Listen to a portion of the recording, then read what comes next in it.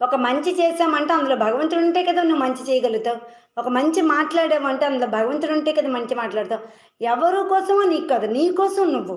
నువ్వు మంచిగా ఉండాలి, మంచిగా మాట్లాడాలి, మంచిగా తినాలి, మంచిగా ఉండాలి. నలుగురి కోసం కాదు, నీ కోసం నువ్వు బతకాలి. నీ కోసం నువ్వు ఆలోచించాలి.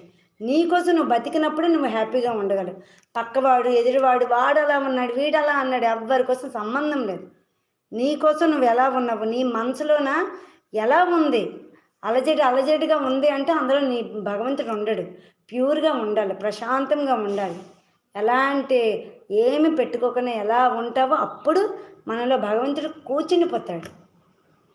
ఇప్పుడు నాకు అంతమంది అక్కడి నుంచి ఫోన్ చేసి నిన్నే ఫోకస్ చేస్తున్నాము, మాకు నీలో కృష్ణుడు కనబడుతున్నాడు. వాళ్ళకేం అవసరం అసలు?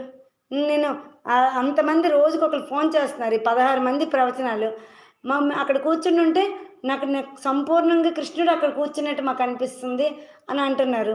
అంటే నేను ఎవరికైనా అది వాళ్ళకి కనబడుతుందంటే అది సాక్షాత్ ఆ పరమాత్మ యొక్క అనుగ్రహమే. ఎందుకంటే అలాంటి క్వాలిటీస్ మనం తెచ్చుకున్నప్పుడు ఖచ్చితంగా మనం అలా మారిపోతాము.